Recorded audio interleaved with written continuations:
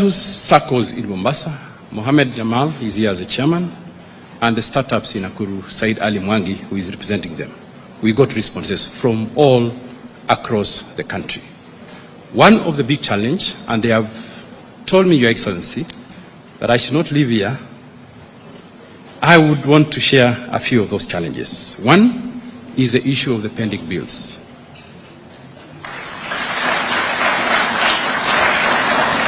We have an estimated 626 billion verified pending bills, both at the county and the national government. This cash flow crunch has forced many suppliers to downsize or shut down. We have a solution, Your Excellency. We have discussed with the banks who are our corporate members, and even this week we had a meeting with IFC, and if your government can be able to take that solution, we would really appreciate, Your Excellency. The next is multiple levies and permits across the 47 counties. As we celebrate the coming of the African Free Continental Trade Area, Your Excellency, my members here cannot trade across the 47 counties easily without paying multiple permits. As a country and as a champion of open borders, and I know, Your Excellency, you've even said that Kenya is a visa-free country for tourists to come. We want a visa-free movement of our goods across the 47 counties. With the Council of Governors, we have had almost 1 year public participation to come up with a single payment permit across the 47 counties. However, it has taken quite a long time, and we would like, Your Excellency, to be able to fast-track the single business permit across the 47 counties, so that as we trade within Kenya, we can trade across the 47 countries, the 54 countries in Africa. We usually carry out business barometer for Kenya National Chambers of Commerce to be able to know the economic situation in the country. Top on the list in terms of challenges to the micro, small and medium enterprises is access to credit. We have a number of infrastructure gaps, especially in cost of energy, roads, water, especially in the counties, market access and value addition. As we collect a lot of market intelligence, there are quite a number of issues that we will be able to demonstrate to you in terms of how Kenya National Chambers of Commerce and the private sector can solve for you, Your Excellency. In terms of this mismatch of skills and the technical vocational training, Your Excellency, is that for Kenya to achieve dual training, we have to move away from voluntary private sector attachment of students. The model that we have currently, Your Excellency, is that the students will learn, they will come to our businesses and our factories for a 3-month attachment.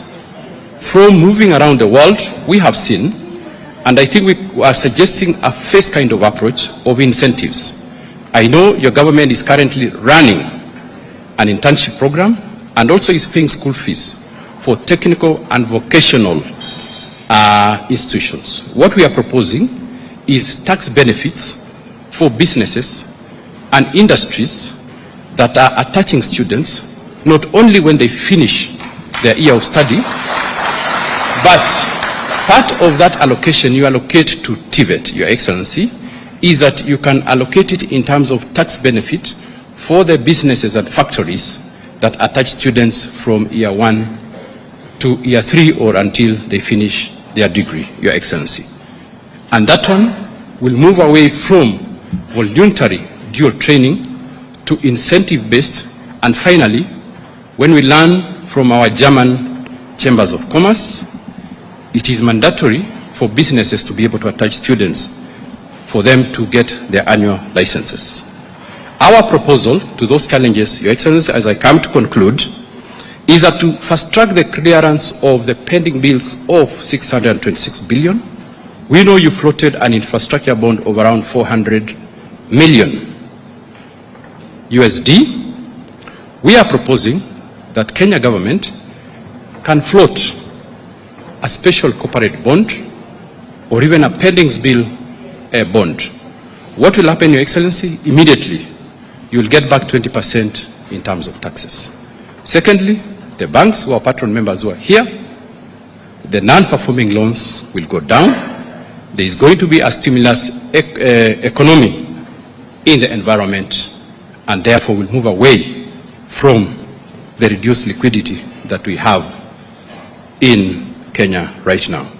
On tax regime review, I know currently there is a finance bill that has been approved by Cabinet that you chair. We propose for SMEs a tax regime review to cap the turnover tax at a maximum of 0.5% with no additional VAT or corporate tax for the small and medium enterprises. You'll definitely see them paying more. We are also proposing a tax holiday of 2 years for startups. This, we have studied the Indian economy for startups, and we want fast tracking of the startup bill. And currently, India is the #1 country that churns out the highest number of unicorns or companies that have turnover of over $1 billion at currently around 130 billion. And I think we can count a dozen of that for Kenya. So if you give us those tax holidays, 2 things will happen. 1, growth. Secondly, you'll formalize the SMEs. On access to government procurement, and this our members have really stated, Your Excellency, that we want your government to be able to reserve contracts of over 5 billion Kenya shillings to Kenyan-owned companies. And I want to insist, Your Excellency, Kenyan-owned, not Kenyan-registered companies. And I know the challenges that usually comes with that. That currently, there are very few companies in Kenya that can be able to undertake such kind of volume of government contracts. And this, from our study, is that for the last 22 years, the access of Kenyan companies, especially in terms of contractors and suppliers of goods, has not been fair. And even currently we are seeing as low as even 500 million being accessed by locally registered but internationally owned companies, Your Excellency. And for these companies to be capacitated, Your Excellency, we are proposing the establishment of a construction guarantee that will go into a construction bank, so that the main challenge that we have engineers, consultants who are highly trained, who are working for these international companies. We propose that we have a construction guarantee and a construction bank letter, so that these companies can be able to access and they can be able to complete the projects that you give them up to 5 billion, Your Excellency. Foreign Affairs Cabinet Secretary and the Prime Cabinet Secretary, Honorable Mudavadi, we signed an MOU with Burundi Chamber. The President of Burundi Chamber told me that Burundi now is undergoing reconstruction. When they finish elections next month, they are going to reconstruct their parliament. They are going to reconstruct their palace. I can see it's going on here. And he told me he wants me to get Kenyan companies with capacity to be able to undertake those projects in Burundi that is being supported by IMF, World Bank, and other multilateral loans. It will be a very big challenge for me to get indigenous companies. Your Excellency, we have to build our Kenyan companies because Africa is looking at us. And actually, the Chamber President of Burundi told me, in terms of significance, he is number 3 in the country. And you can guess who is number 1 and number 2. And for us also to build the industries, because we have analyzed the environment, only 15% of the turnover of the manufacturing sector is owned by small and medium enterprises. 85% is owned by the large companies and majorly multinational companies. And this is for the last 60 years. We are proposing, Your Excellency, that as you proceed to develop infrastructure, the roads, water, kindly capitalize Kenya Industrial Estates, Kenya Development Industrial Corporation, Agricultural Finance Corporation. And I would want to invite you to a study that we've done in the world leading powerhouse in manufacturing. In 1989, there was a similar incident in China called Tiananmen Square, and we had it last year. When the population was told, and the private sector, we want you to develop the country, they didn't have capital. They started Agricultural Bank, they started Construction and Industrial Bank, they started development banks to give credit to the private sector in that country. And when we study, majority of the companies that come from that country, Your Excellency, were formed between 1990 and 1991. And currently, they are global companies.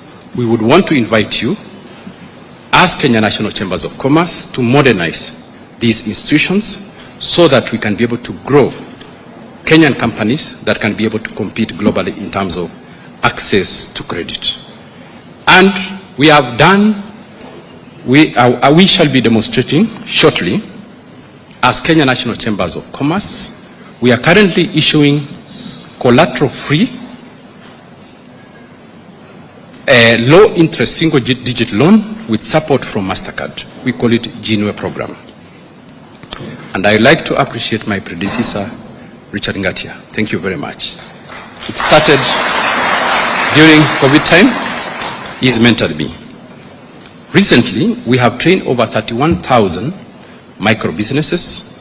We have issued 26,000 with loans across the country of 400 million. I would like to give you two examples, Your Excellency. In Samburu, there's a lady called Doreen. She owns a company called Genco. She exports beef from goats. We gave her 14 million. She was able to redistribute the 14 million to 300 women to buy goats, fatten them for between 1 month to 3 months, Your Excellency. And over 1 year, she has managed to increase her turnover to 6 tons weekly, and in terms of money, 63%. I want you to think in terms of your agenda of increasing exports. The challenge was getting quality goat meat. She didn't have money to give to the women who are her suppliers. Her suppliers were given money in advance for 3 months to fatten the goats. She has increased her turnover by 63%. Currently, we are exporting 1 trillion. If we have a credit system to the exporters, we can be able to increase our 1 trillion exports to maybe 1.6 trillion and reduce the trade imbalance in terms of traders and goods. In manufacturing, we got a young lady from my city, and thank you for coronating Eldoret City as a city. She was working in one of the industries that closed. They manufacture plastics. She was trading in groundnuts. We gave her 7,000. 1 year, 3 months ago, she started making groundnut butter in our 1-bedroom house. She started selling. She came for another 20,000. She grew her capital. She bought a baking equipment still in her house and hired another extra room. I know KEBS will not approve, but she's currently baking bread made of peanut butter and wheat flour. And she has employed 2 other people. With this success, Your Excellency, we would like for you, Your Excellency, to allow KNCCI. We have formed a circle, coming from that success, National Chambers of Commerce and Industry Circle, as an entity, to access Hustler Fund and other funds, Your Excellency, of around 2 billion for onward lending to an organized group that you see here today, composed of over 60,000 companies and another 2 million as associated members through other business membership organizations in the grassroots. In terms of supporting exports, Your Excellency, we have established 2 international offices. One in China, which you witnessed the MOU that you signed. We signed ourselves in the month of November 2023. Since we opened that office, we have exported Kenyan goods worth 650 million Kenya shillings, composed of a young lady who would have never dreamt of accessing international market. She is currently exporting leather products, belts, and wallets. Who would think that a young lady of 34 years would be able to access international market? They can only access it through an organized business membership organization like Kenya National Chambers of Commerce and Industry. In terms of agriculture, we are going to demonstrate our solution by our ICT committee of the chamber. They've been able to streamline the dairy sector. We want you to support that and run it as a government program. In the mining sector, Your Excellency, they have told me we need reforms of the mining, establishment of a mining regulatory authority to be able to be issuing license. In the livestock sector, we want operationalization of the National Livestock Marketing Board, Your Excellency, so that we can be able to increase exports of meat, because currently the demand for export is higher than what we can currently export or get it from the market. As Kenya National Chambers of Commerce, we thank Kenya government for giving us issuance of ordinary certificates of origin. But we would like to request government, as it is happening globally, as Chambers of Commerce, that you could give us the issuance of preferential certificate of origins, that is the ones for AGOA, East African Community, COMESA, and the ACFTA, so that we can continue doing the international trade and marketing Kenya efficiently, like the demonstration that we have done across Africa, and even opening our offices in China and Dubai. So that we can be able to compare ourselves with peers, such as the American Chamber, and these are the top 5 leading economies in the world. The German Chamber, the German economy is the largest in Europe, the Turkish Chamber, and the Chinese Chambers of Commerce and Industry, is that we are proposing Kenya National Chambers of Commerce and Industry, and the whole AGM is here, and they have proposed, Your Excellency, that we want to establish a statutory body as Kenya National Chambers of Commerce, which will be able to have representation from all sizes, all sectors of the economy, so that we can build a very strong chamber. We have done benchmarking with the German Chamber, Turkish Chamber, Singapore Chamber, UAE, that we signed MOU yesterday. This is a trend, and not only that, we are going to produce policies to help governments to be able to compete internationally. So we would like you to support us when we go to Parliament, and we have discussed that with the Ministry of Investments, and thank you for giving us the CS and the PS. I've briefed them already. I've also met the Chair of Trade in Parliament, and they are waiting with bated breath, and they have promised us that they will pass it with speed. Your Excellency, finally, Kenya National Chambers of Commerce was privileged to be issued, to be given Ufanisi House next to Parliament by the first President of the Republic of Kenya, Hayati Mzee Jomo Kenyatta.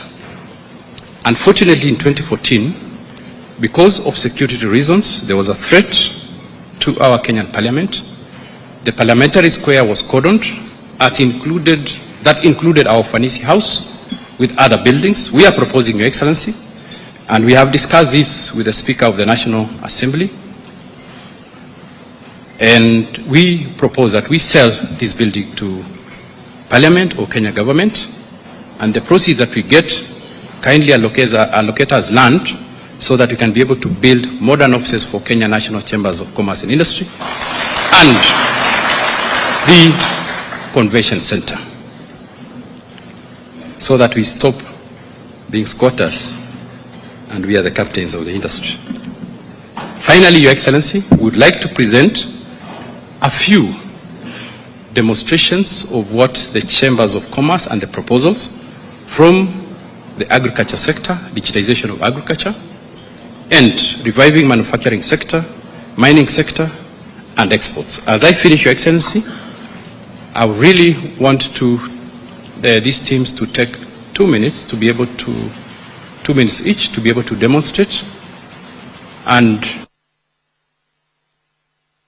I would like our Chamber Vice President, who is a large exporter of coffee, tea, to be able to give us some insights on how we can be able to grow our exports. Allow me to donate my time to the Vice President for the Chamber, Mustafa Ramadan. Thank you.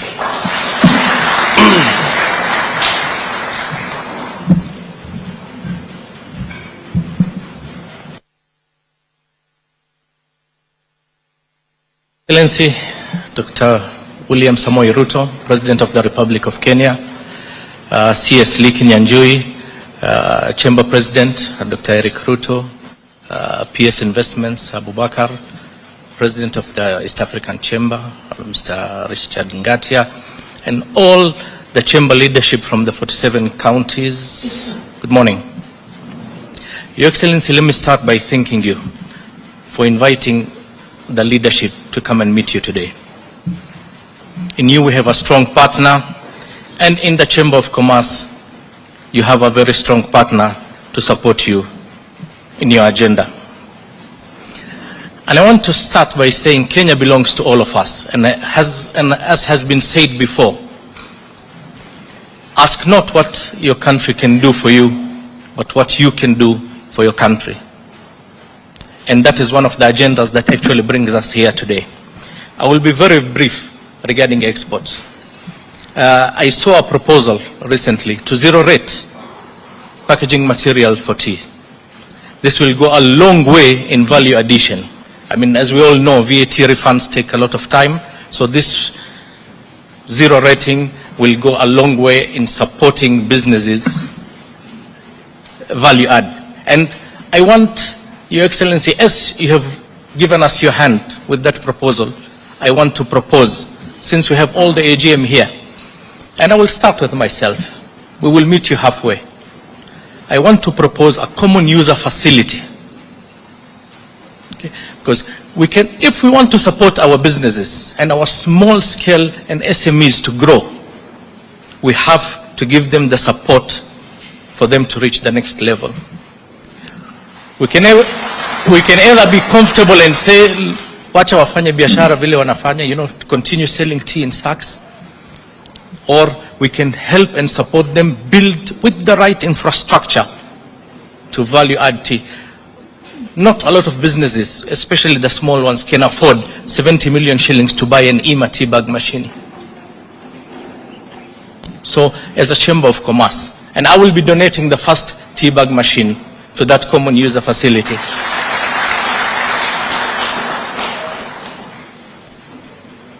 I want us to give them support of tea liquorers to develop Kenyan tea, which is already very good, by the way, but different markets have different test requirements. We want to give them liquorers, to help them with the blending of that tea. We want to help them with packaging, be it labeling packaging, be it advise them on the latest trends in packaging. Basically hold their hand until they successfully complete their first export. In 2023, I believe, CP, we accompanied His Excellency to Congo Brazzaville with a delegation of business people, and I want to inform you, Your Excellency, that as we speak right now, several of those businesses that a company does have permanent business setups in Congo, Brazzaville, and Congo, Kinshasa right now. Before we went on that trip, we had negotiated preferential sea freight rates to the ports of Boma and Matadi. Before we went to Congo, Brazzaville, we already had solutions to make logistics very competitive. And I'm very happy to report that we already have exports. You know, there's a lot of conversation about intra-Africa trade. The conversation is always, oh, we are at 17%. But the conversation we need to have is how do we take it from 17% to 34%, and from 34% to 68%. One of the ways that we can do that is the collective bargaining with the shipping lines. You know, it's about competitiveness, nothing else. I recently had the honor of leading a delegation of Kenyan business people to Saudi Arabia. I believe, and in partnership with the Ministry of Foreign Affairs, Your Excellency, we had one of the most successful outward business delegations, because while we were still in Saudi Arabia, one or two of them flew back to Kenya for samples to go back to Saudi Arabia for testing sessions, and I'm proud and happy to say they have signed agreements to supply and roast coffee in Saudi Arabia. One of the companies has 100 branches. A significant step, not only export of raw coffee, but value-added coffee. Food security. I mean, there is no society that has prospered without sorting their food security. One of the issues that came up strongly from Saudi Arabia is they want to invest in farming in Kenya, but where does our interest lie? So we have a conversation. Some of them want 100,000 acres to do, you know, alfalfa for animal feed. But the proposal we are giving them is this is going to be done jointly with Kenya. We will not sell them the fodder. We want them to have their animals in Kenya for the milk, for the meat, for the hides. And it is like, in principle, they're in agreement. Very soon a delegation of those companies will be coming to Saudi Arabia. The first thing that they want to do, and this again is from their experience in Sudan, they invested a lot in Sudan and the war, and I told them Kenya is not Sudan, Kenya is a stable country. They are coming here with the variety of fodder that they want to grow, you know, do model farms, and based on that, they can scale these businesses. Lastly, Your Excellency, SMEs, something that has been spoken about a lot but is yet to be fully understood. We did a mapping of 31,000 businesses, SMEs in Mombasa, to try and find out where they are, the size of the business, who owns the business, what sector they are in, what challenges they have per sector. And we came up with a report, and it was a very interesting report. Together with the government, we can formalize these businesses. We need to bring them to the formal fold. Some of them have very good ideas, very good businesses that can and should be scaled up, and we as chamber leaders, and some of them are here. Some of them not only leaders but also business people who deserve to be helped to scale up their businesses, and that is one of the mandates, and we intend to do that. We have a plan for that, to scale up and digitize these businesses. You know, one of the things that I really insist on is, okay, we have signed all these free trade agreements, but how do we support the small businesses? So we are forming, we already have formed a committee that will be, you know, helping these small businesses, making them aware of all the opportunities and helping them to comply with all the requirements until they are successful exporters to those markets. So again, Your Excellency, thank you very much. In you we have a strong partner, and in the Chamber of Commerce you have a strong partner. We are here to be part of the solution, not part of the problem. God bless you, and God bless everyone from the Chamber of Commerce. Thank you.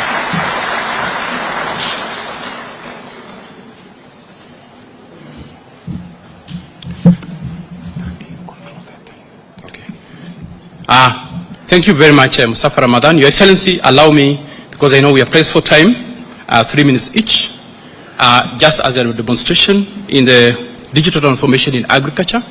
I'd like to welcome Engineer Rama. Kindly come, 3 minutes, to do a demonstration of how we can digitize our agriculture.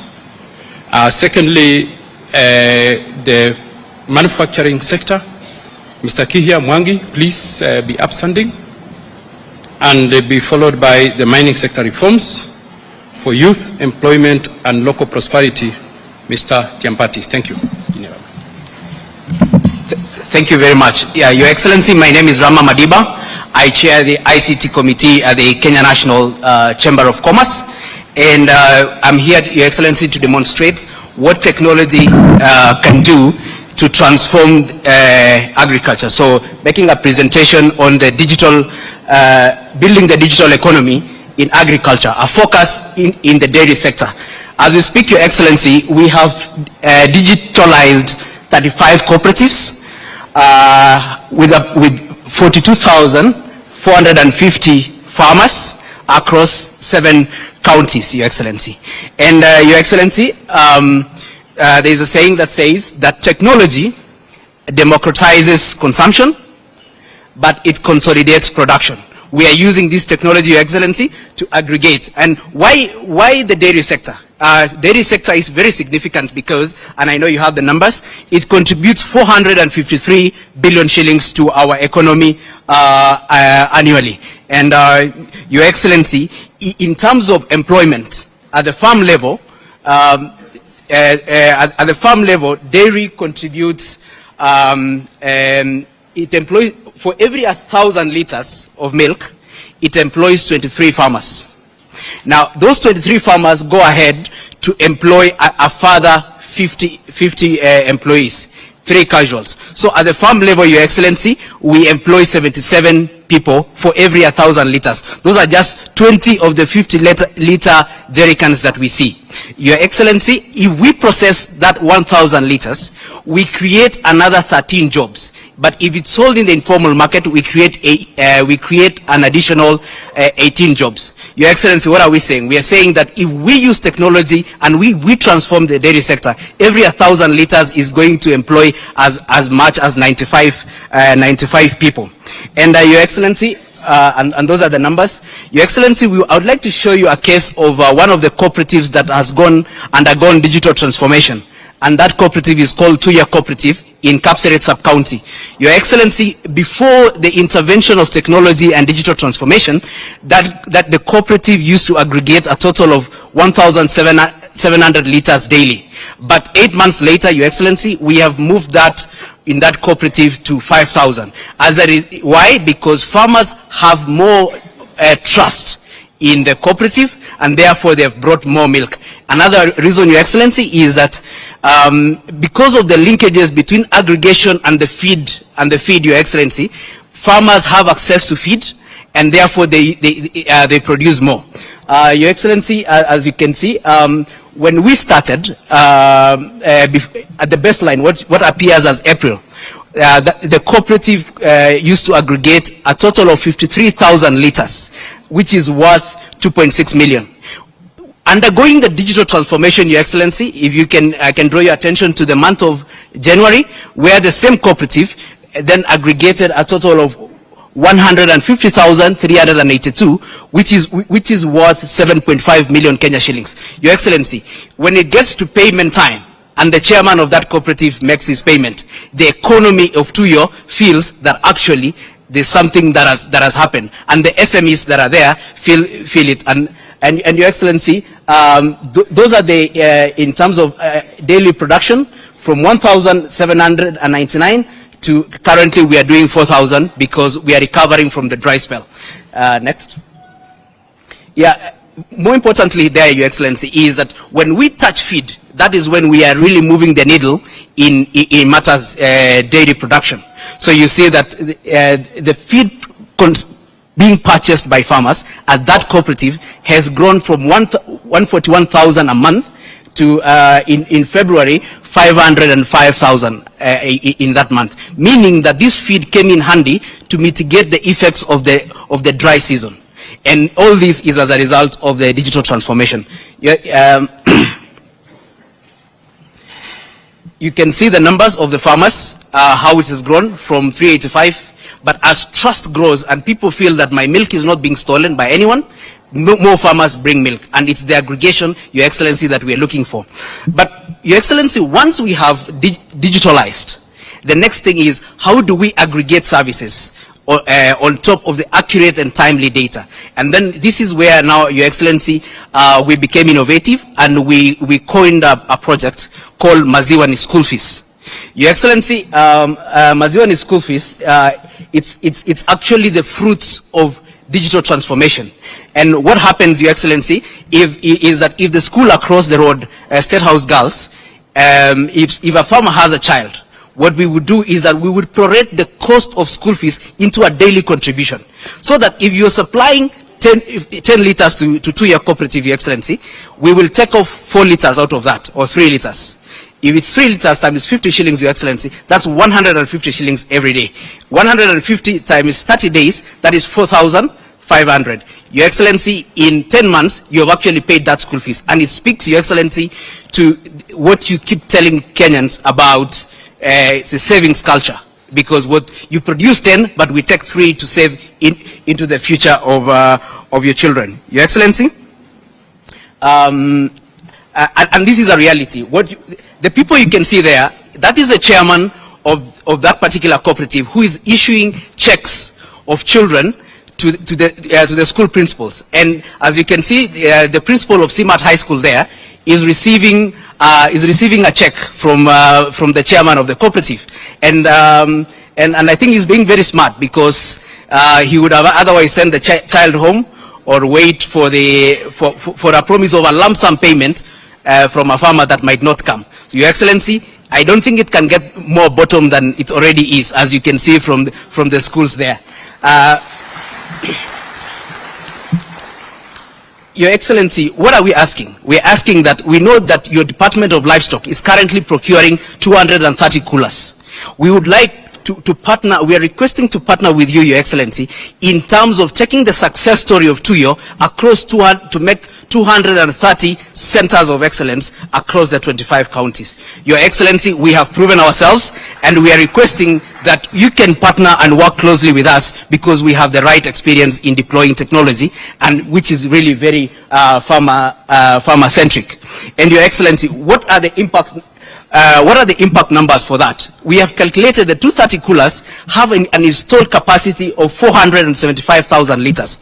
Going back to the presentation earlier, that every 1,000 liters will employ around 90 people. Your Excellency, we are going to create 42,750 jobs across 25 counties. Your Excellency, if we do this, we are going to impact. We are going to drive productivity, value addition, export growth, job creation, and inclusive growth. But as I wind up, Your Excellency, we are not just saying dairy. We are saying we want to use dairy as a pillar, because there's a lot of interrelationship between dairy and other value chains. So if we work with you to do the 230, then, Your Excellency, we are able to move the needle. And together, Your Excellency, if we build synergies between the Chamber of Commerce and the colleagues here, we know that we are going to impact 2 million dairy households. We are going to impact 12 million Kenyans across the 25 dairy producing counties.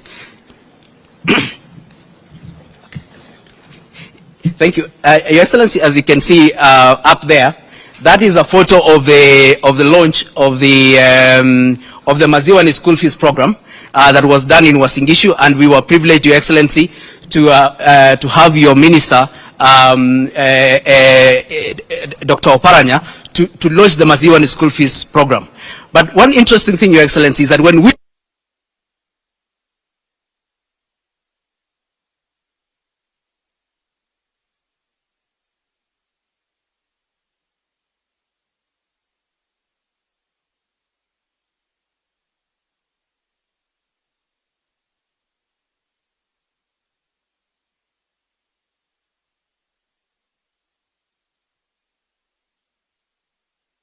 our health. Thank you very much, Your Excellency, and God bless.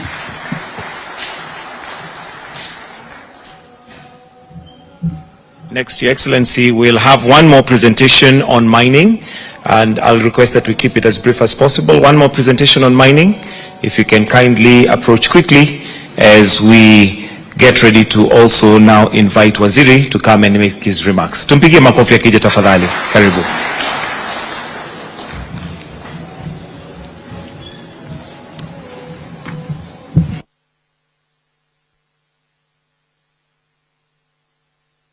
RUTO, President of the Republic of Kenya, distinguished guests, members of the Cabinet, Chamber President, Chamber Vice President, all protocols observed. Good afternoon.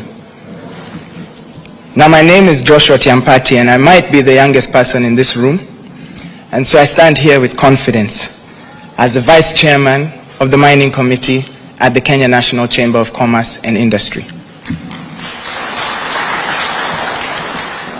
Your Excellency, every presidency is remembered for something: a road built, schools launched. But what if your presidency would be remembered for lighting something deeper? Something buried beneath our feet, but alive with untapped power. Today we speak of the mining industry, but not as it has been spoken about in the past. We speak about it as a national opportunity hidden in plain sight. A vehicle for youth and a legacy not built from above, but from the bottom up. So before we ask for anything, we must commend you, Your Excellency, on what your government has done.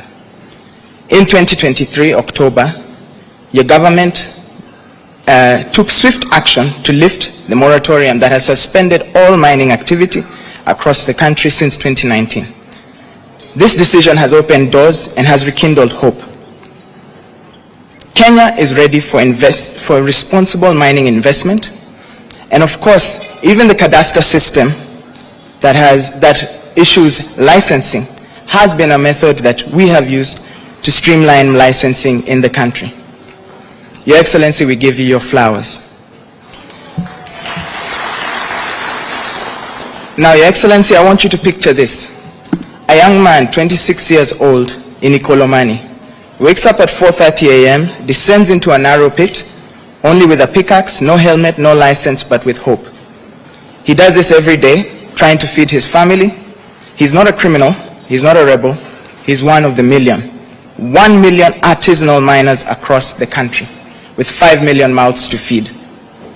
Families held together by informal and unregulated labor, and in Migori alone, we're talking about 160,000 artisanal gold miners. These are not just statistics, these are the builders of the nation. So we may ask, what exactly is this informality costing us? Well, we're bleeding value, because every year Kenya is losing about 100 billion shillings lost to informal mineral flows, smuggled gold, unlicensed quarries, and untraceable gemstones. Our gold sold in international markets is discounted by up to 30 and 40% because it lacks certification.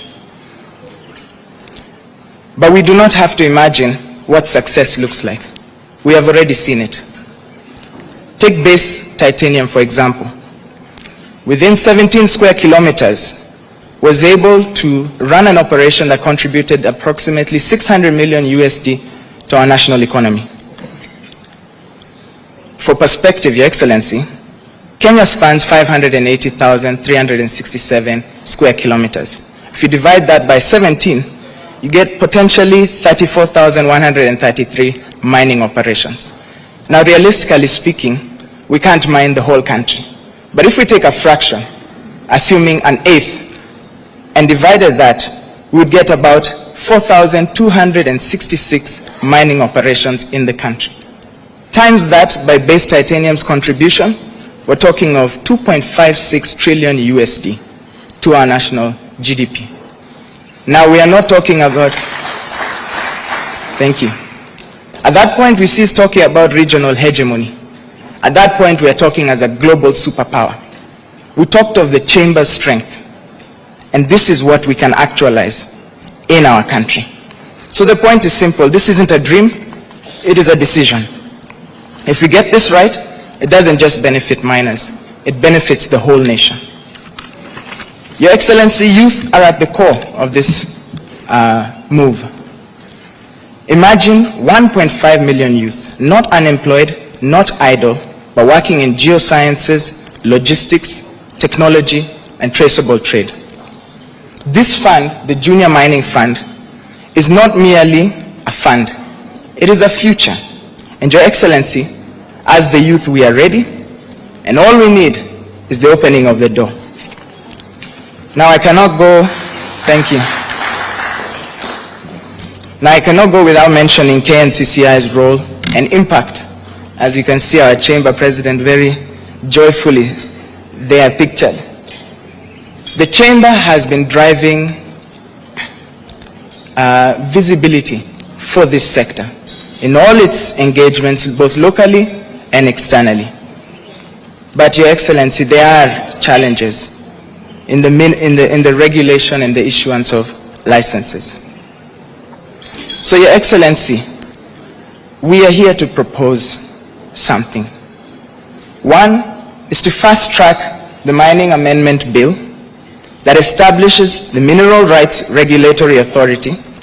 God willing, next week, Your Excellency, Thursday, we will be here to sign that bill to law. I believe that is possible. Secondly, Your Excellency, to activate the artisanal mining communities across our countries, to better formalize, to champion the formalization of our ASM, to digitize the registry, and to roll out the fund. The bigger picture. Mining isn't just about the pit, Your Excellency. It feeds the roads, it feeds the homes, it feeds factories, Your Excellency, it feeds fintech, and even our drive for industrialization, it feeds it. And this is how we industrialize Kenya, by starting where the rock meets the earth. That's our way of saying where the rubber meets the road. In terms of aligning with the Vision 2030 and the bottom-up economic transformation agenda, you've placed youth, productivity, and exports at the heart of your agenda. ASM formalization is not a deviation, it is a delivery mechanism, which is envisioned within the Vision 2030 and the beta. Our asks, Your Excellency, we are not here to complain. We are here with a plan. We are here to seek partnership, to co-develop the strategy of implementing these asks, support the rollout of the Junior Mining Fund, and of course to endorse the Chamber's coordination of our plan for the mining sector. To close, Your Excellency, long after this hall empties and this presentation is archived, one truth will remain. There are 1 million miners still underground, 5 million lives still waiting, billions in untapped value still locked beneath our soil, and a nation still looking for its president to take action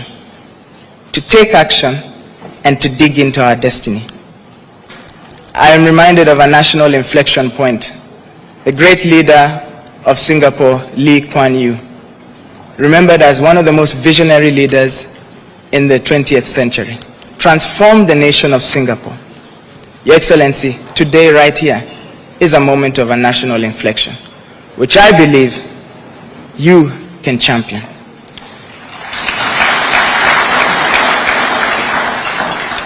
So we also appreciate the Chamber and your the Presidency for bringing youth to the table. We do not take it for granted. KNCCI is ready, and so is the country. God bless you, Mr. President, and God bless Kenya. Asante sana. Thank you. Another round of applause for him. What a clarity he has given in regards to the potential that we have. Your Excellency, with your permission now, allow me to invite the Cabinet Secretary for Investment, Trade and Industry, Honorable Lee Kinyanjui, to make his remarks and in turn invite His Excellency. Why don't we put our hands together as we welcome Waziri. Welcome. Thank you very much. Your Excellency, the President of the Republic of Kenya and Commander-in-Chief, Dr. William Samoei Ruto, the President of the National Chamber of Commerce, Dr. Ruto also, my peers and all invited guests, allow me to take this opportunity to thank the President for making time to hear the business people. One of the biggest challenges we have had in the past is sometimes the private sector saying that things are being done while their voice is not heard. Now you are here, your issues have been heard. Most of them we have already discussed them in our office through your chamber president, and I'm happy the president is here to work on them. But even as we say all this, Your Excellency, allow me to also acknowledge the support some of the members of the chamber have made to this country. Just 2 weeks ago, I was in Lamu. We had gone to witness the commissioning of a new textile factory that will serve over 15,000 farmers in Lamu. And I can see the director of Thika Clothing Mills. I want to say a big thank you for bringing that support to the community. The generaries, Your Excellency, in the past were very few. The farmers from Lamu would have to bring their cotton all the way to Kitui. Now we have taken the granary right to Lamu. And we hope through this we'll be able to feed into your textile agenda.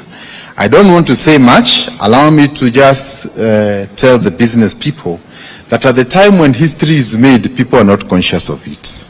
They become conscious of it much later. In the history of industry in Kenya, some of the things that we have talked of for the last 30, 40 years are now gaining roots. Be it in the kites, in the EPZs that we are making across the country, and the allocation of funds to operationalize all this, we see a huge change. And we believe that in the coming days, we'll be able to see the results that have come. We believe in partnerships, unlocking challenges, and working with all the stakeholders across the industry. Your Excellency, I don't want to go beyond there. I know you have all the answers to these issues. And with that, allow me to request all members to be upstanding as we invite the President to give his address. Thank you.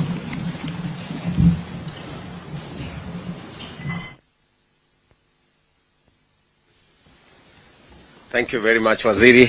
Please, let's take our seats. Asanteni sana.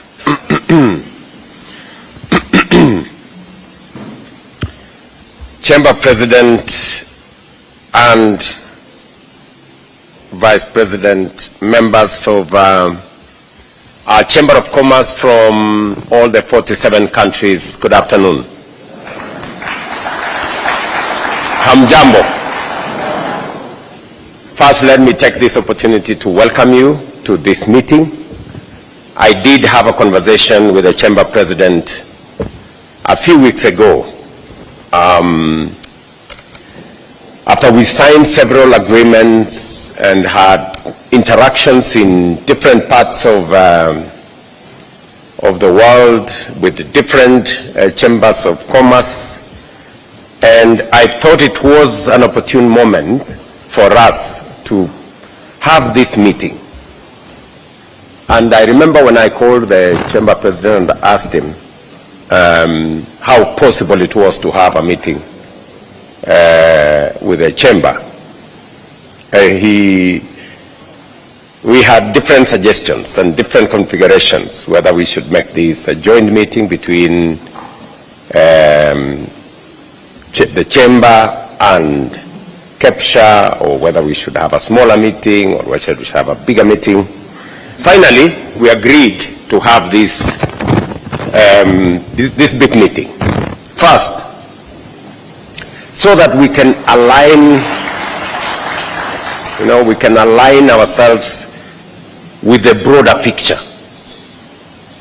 And I'm very happy that the chamber has taken time to internalize, to carry out research, to gather information around where our country is.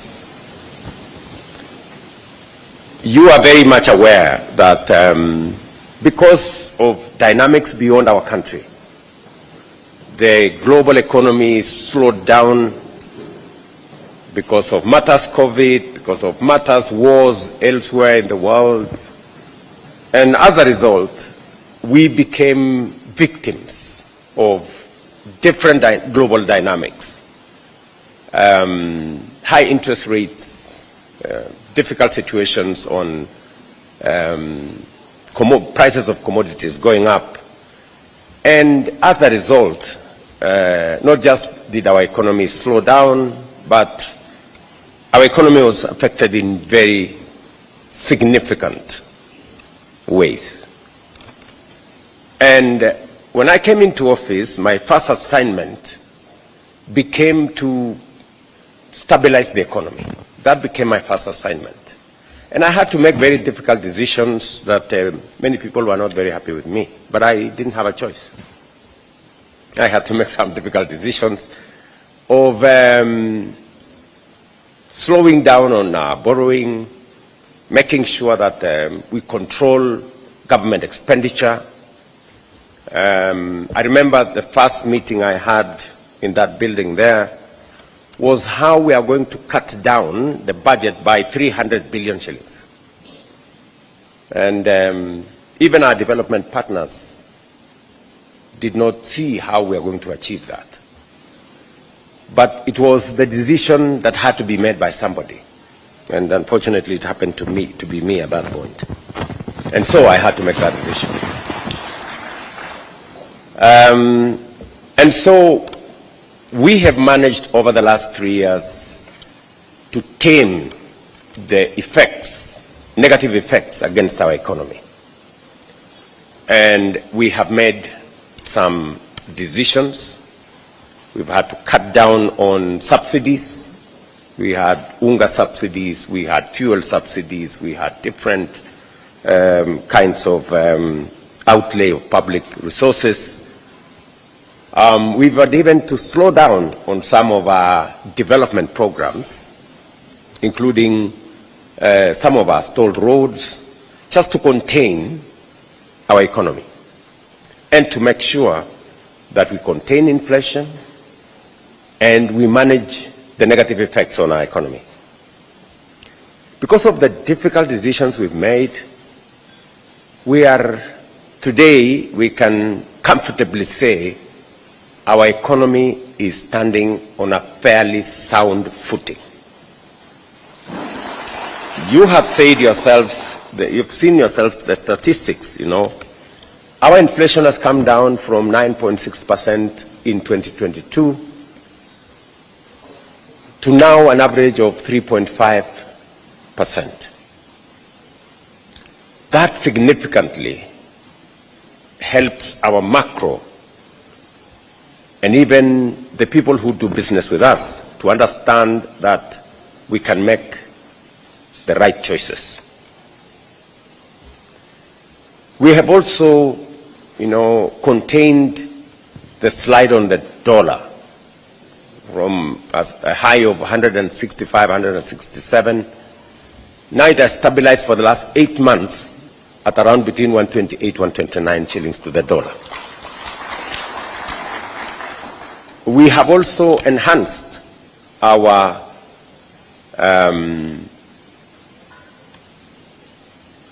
foreign exchange reserves by another almost $2.4 billion.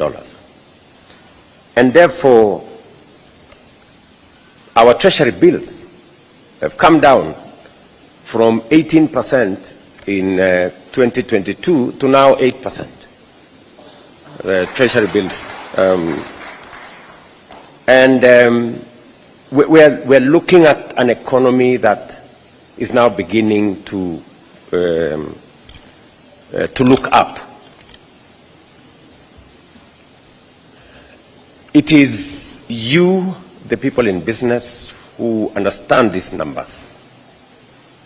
The countries that did not, for example, take the kind of steps that we did ended up in a much more difficult place than we are. And in fact, some of the countries did not take the difficult decisions that we took, have had a beating on their economy. As you know, Kenya has surged forward. Our economy has grown over the last 2 years, and we've grown past Angola, we've grown past Ethiopia. We are now the 6th largest economy in our continent. The IMF just announced it 2 weeks ago. And it's largely because we made the right decisions. Our neighbors, for example, their currency was devalued by 100%.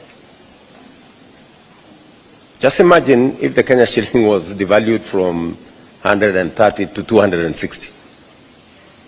We wouldn't have a country, right?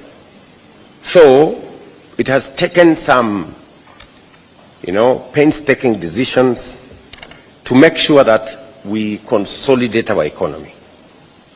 And it is the first assignment any responsible government must undertake. We must also, as we talk to business, as we consolidate our economy, we must also look at credit available to the private sector. Because if we crowd out the private sector by borrowing from government, it becomes very difficult for the private sector to grow. It becomes impossible for MSMEs to thrive. And therefore, among the things we must do as a country, and it is one thing that I thought I would share with you, is to grow our savings. We have to intentionally, deliberately grow our savings. Investment, I am told by economists, is a function of savings. If you haven't saved, you cannot invest. It's just as simple as that. And therefore, we must look at savings as a percentage of our GDP. And we must learn from what other countries have done. Today, savings as a percentage of GDP in Kenya is about between 10 and 12%, depending on which formula you use. If we compare ourselves to other countries, let me use, for example, China, it is 55%. Savings as a percentage of GDP in China is 55% of their GDP. It means citizens understand the importance of saving. And saving comes in different ways. Statutory savings, we have savings that come as a result of people pulling together. We have savings that come as a result of SACCOs and cooperatives and other interventions. But we must incentivize savings from a public sector perspective. The public sector must lead in shaping the savings culture of a nation. It is the reason why, for example, if you go to Uganda, they save 10%. Every person who works saves 10% of their salary. And government also contributes to the saving of, the employer, for that matter. Same thing with our brothers and sisters in Tanzania. These are two neighbors. Just to mention to you that these two countries have been doing it for the last 15, 20 years. In Kenya, we haven't quite, we've had a problem. And that is why up to 2023,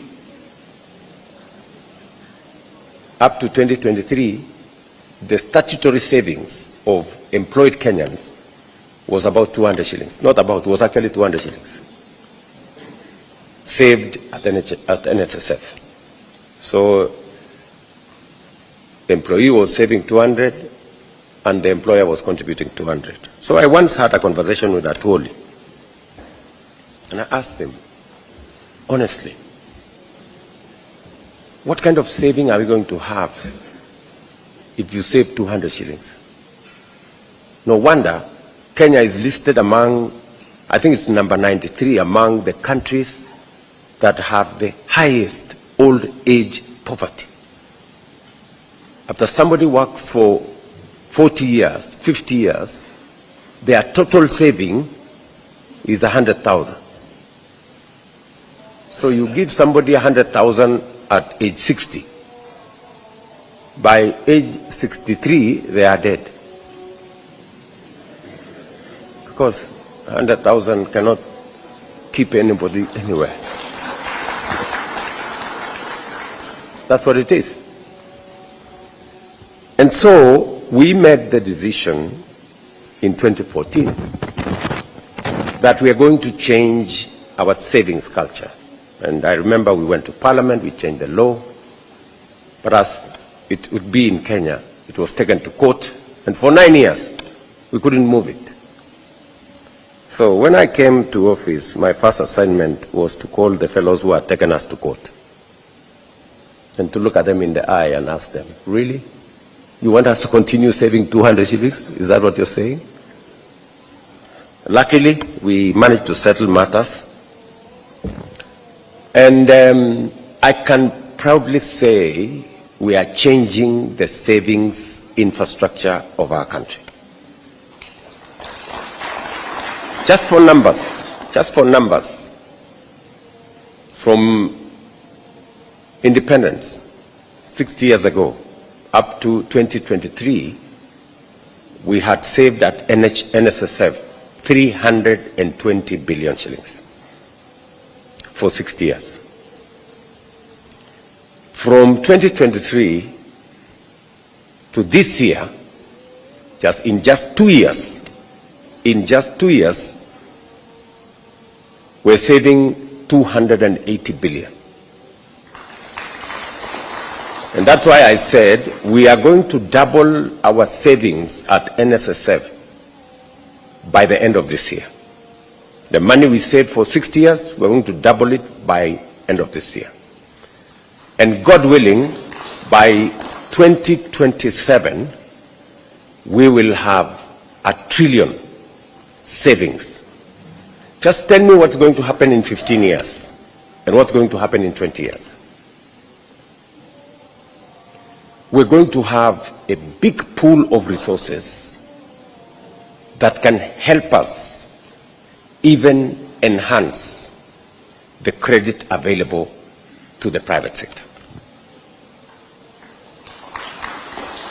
Because the problem we have in our country is that we do not have patient money that can wait for 15 years, for 20 years. And that is why all manner of borrowing is 2 years, 3 years, 5 years, and the interest rates are very steep. I want to encourage the private sector to work with us on expanding the savings infrastructure in our country. I want to ask the Chamber of Commerce to think about how do you play a role in making sure that together we facilitate savings so that we can use those savings for investment and we can begin the journey to make credit available to as many people as possible, especially the people who need it most in the micro, small, and medium enterprises. Because of what we have done, it is my expectation, and that is why I have a central bank in our midst. It is my expectation that the interest rates, the T-bill interest rates that are coming down, the interest rate regime that is, we are consolidating our place, and we are reducing on borrowing. We are looking at other ways of facilitating public investment that avoids borrowing. And I will give you examples. Today, we have contracts of close to 300 billion Kenya shillings in our housing program, in our markets, and in our hostel infrastructure. 300 billion. Not a single of those contracts is on borrowed money. There is no housing development we are doing on borrowed money. There is no market we are doing in Kenya on borrowed money. We have a different, funding mechanism. Again, we have gone to the market outside our debt book to develop instruments for developing our road infrastructure. Again, away from burdening our balance sheet with debt. We are building Talanta Hela here, one of the big stadiums, again away from debt on the balance sheet of the government of Kenya. We are building Bomas of Kenya away from debt on the balance sheet of Kenya. We've just concluded discussions with partners to do the road from Mau Summit here from Rironi all the way to Mau Summit and eventually to Malaba. It will not be built on debt. It will be built on investment. We have agreed to extend the railway from Naivasha all the way to the border and into the rest of the East African community. Yesterday, we signed an investment instrument with UAE. They will be participating as an investment, not as a debt to the government of Kenya, to extend the railway. So, these are alternative instruments for funding public infrastructure without burdening our citizens with debt on our books. And I'm saying this so that the Chamber of Commerce, with your membership, can focus on the areas that will give us momentum to take our economy forward in an innovative, in a creative manner that looks at how do we move forward. I know there is always a temptation to say, let us look at taxes, let us look at the other. But there are instruments that go beyond tax that we can use to drive our development. I will be willing and ready with my team for us to have an engagement with the Chamber to look at alternative instruments of funding. How do we raise resources for our industrialization? How do we raise resources for our value addition interventions? How do we, work together to look at how we can drive our economies forward? Let me give you another example. We are currently working with the counties on matters to do with supply of equipment for our hospitals. In our past engagement, we bought very expensive equipment. I think we spent close to 60 billion shillings.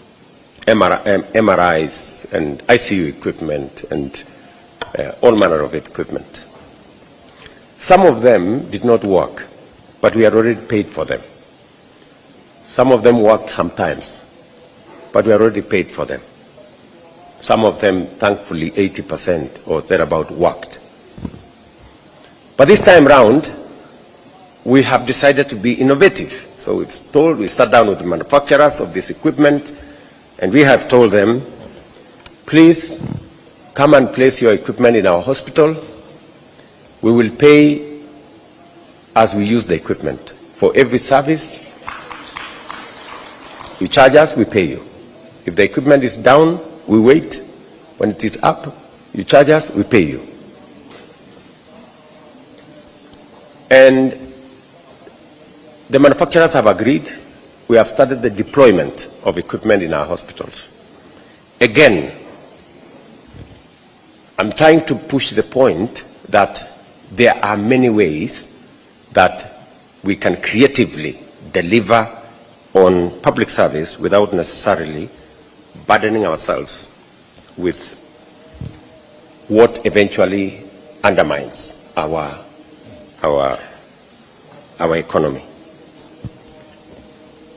I am going to ask at some point our two friends from Central Bank to tell us what are they doing to make sure that the trend coming down of interest rates is transferred to the borrowers in MSMEs and in credit availability. Because we are not seeing banks responding as fast in making sure that we access credit. So please, two good people from Central Bank, you will talk to us in a bit. Yeah, because I'm sure these good people would want to know what is it that we are doing as government to make sure that there is affordable credit. I also want to speak to the other items that you have said. You have talked about value addition, agro-processing, productivity in our agricultural sector. Agriculture plays a very central role in our economy. And therefore, we must focus on productivity of our agricultural sector, but much more importantly also focus on value addition, processing, and also opening up of markets. As you are aware, we have different market infrastructure that have been said here by the Chamber President and all the other people who have talked. We have the ACFTA, we have the East African Community, we have COMESA, we have signed an agreement, the first ever as a country with the European Union, the Economic Partnership Agreement with the European Union. We've just concluded an agreement with UAE, the Comprehensive Economic Partnership Agreement that now is undergoing ratification in Parliament. We have an ongoing conversation between Kenya and the United States, where we have a fairly balanced trade regime between our two countries. I've just come from China, and one of the agreements that we signed in China was an agreement on economic partnership between Kenya and China, and now we are negotiating a bilateral trade agreement. We have asked our friends from China that because we buy goods from their country of approximately 600 billion Kenya shillings, and they buy goods from Kenya of only 300 million Kenya shillings, that trade imbalance is serious. And therefore, we have negotiated with them. There will be negotiations in the next 3-4 months that will focus on us having greater access to the Chinese market, for our tea, for our coffee, for our macadamia, for our avocados, for all the other products that we produce in Kenya. I expect the chamber to be part of that conversation.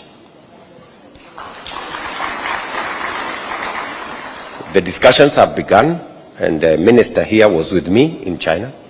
So, Waziri, let us bring the chamber on board, because we have a big market in China. And I listened to the vice president of the chamber. We have a very big market in China for our tea, for our coffee, and many of the agricultural products that we produce. But the private sector in Kenya needs to step up. You need, gentlemen, ladies and gentlemen, you need to step up. I was in Fujian, and I met a very big importer of tea. And I had a conversation with him. He imports tea from Sri Lanka. He tried to import tea from Kenya, and it was impossible because our business people could not agree. They were pulling in different directions, and in between there were brokers. You know? So I have asked that major tea importer to come to Kenya next week. And I want the people in that sector to have a meeting with Waziri, because we can export as much tea as we want, especially after we negotiate for the reduction on the tariffs to China that is going on at the moment. The common user facilities that have been talked about by the Chamber Vice President are an important piece of infrastructure.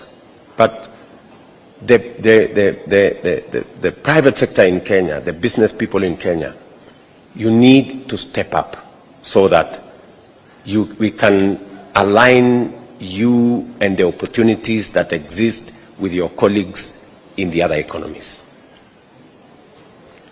We can only do so much as government, but the private sector must step up and suffer and take up the opportunities.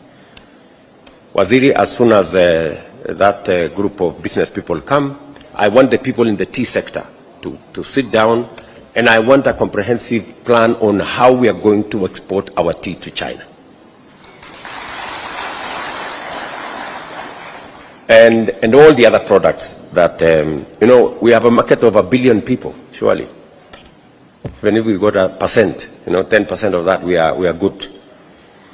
So I wanted directly to talk to the chamber on the opportunities that exist in the export manufacturing sector. And we need men and women, business people from Kenya to, to work with their partners on the other side. You have, as we talk about that, we are pushing productivity. When we decided to stop subsidizing consumption and instead support production with the subsidized fertilizer and all the other interventions we have made, we have seen how the food security indicators have changed. We're producing more maize, we're producing more tea, we're producing more coffee, we're producing more sugarcane. I was actually very surprised with the statistics that the numbers have really grown on milk, on tea. We moved our tea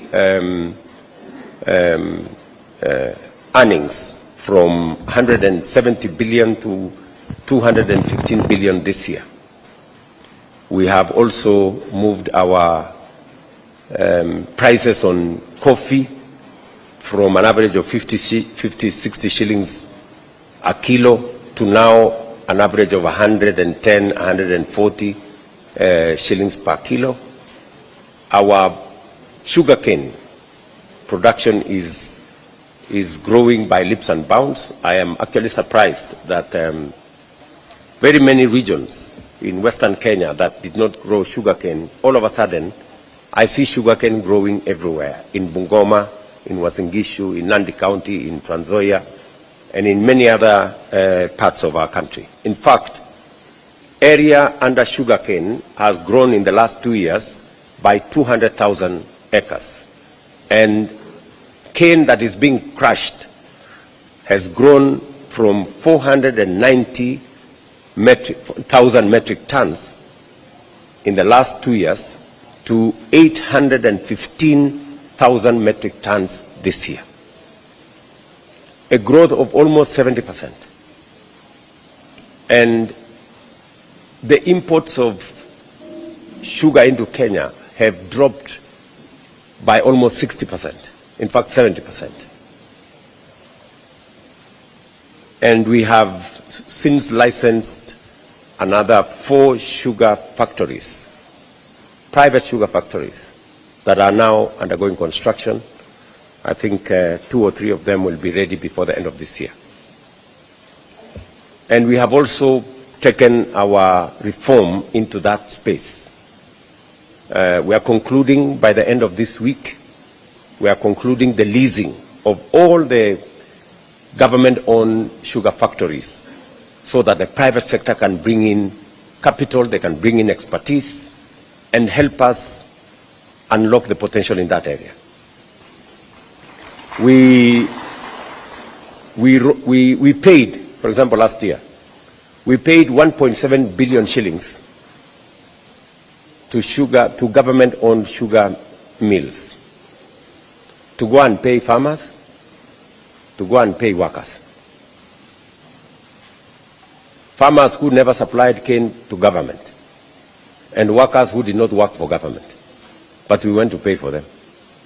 Then I'm asking myself, what happened to the sugar that was being crushed by these mills, and what happened to these workers? Why are we paying workers that did not work for us? You know? So it's just the essence of taking the decisions that we must and get the private sector. The government has no business running sugar mills. Absolutely. We have no business running sugar mills. It is the work of private sector members of the Kenya National Chamber of Commerce should be running those sugar mills. Please, Mr. Chairman, Mr. President, go ask your members to go and run those sugar mills. My hands are already full doing other things. So, so the private sector needs to be part and parcel of what we are doing. So as we enhance productivity, members of the Chamber of Commerce must take up value addition, agro-processing, export. You know, I will support the farmers to produce. You must help us to add value and to process and to export. That is in your forte, right? So, whether it is tea, we're producing more tea, you should add more value. And as the Chamber Vice President has said, we are removing taxes on packaging material, and I want to see what that will look like. It is in the current finance bill that we are going to exit all taxes on packaging material. We want to see how you, in the private sector, can leverage on that. We are also removing taxes on even purchases of tea from one company. We were given a very complicated metrics, and we agreed with it by the sugar people. So we have endorsed what you want us to do. I'm expecting results from that sector. We have also straightened the matters at of coffee. we decided to bite the bullet again because that space had been cornered by and held hostage by a few people. We have now democratized that space. We have changed the licensing regime. We have made the Nairobi Coffee Exchange much more efficient, and we have brought on board the CMA to manage the coffee exchange. And hopefully next month I will be going to ring the first bell when the traders, when coffee sold, will be paid direct to farmers. There will be no in-betweens. But again, as we enhance our coffee production, we are looking at the private sector to provide mechanisms for value addition, for processing, for export, and all the other things that we need to do. I agree with the Chamber Vice President that we cannot continue to export our tea in sacks. It is not right. Yeah, we've done this for 60 years, and we cannot continue in that trajectory.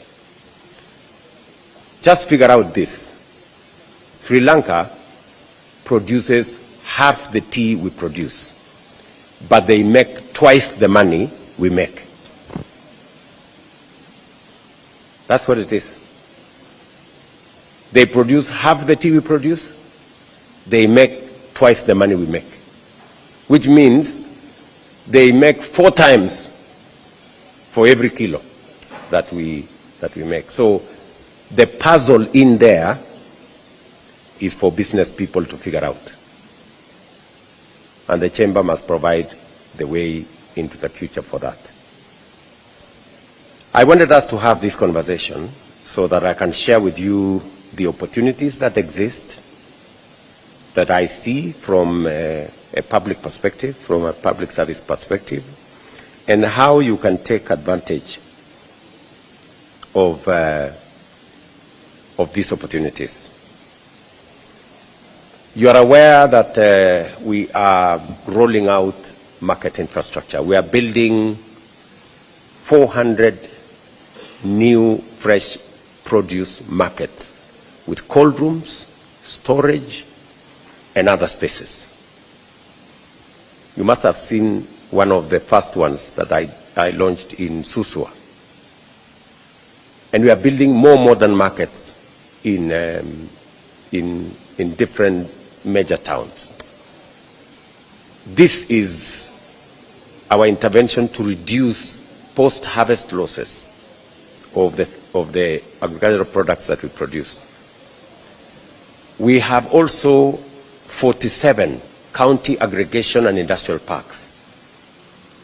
It is my intention, and we have already in this year's budget, I think close to 4 billion shillings to conclude or to make sure that those KIPEs are finished. I went to several of them, and they are very advanced. Those county aggregation and industrial parks are spaces for micro and small enterprises to come into that space and provide the mechanisms for processing and value addition. And again, we will be looking at a partnership between the private sector and the government on common user facilities in those county aggregation and industrial parks. I will be asking Waziri Lee to work with the private sector so that we can work together around what are the common user facilities we need in those county aggregation and industrial parks for the processing of the products in different parts of the country. We will need different kinds of facilities for processing of the items produced in those areas. You're also aware that we are constructing another 6 special economic zones.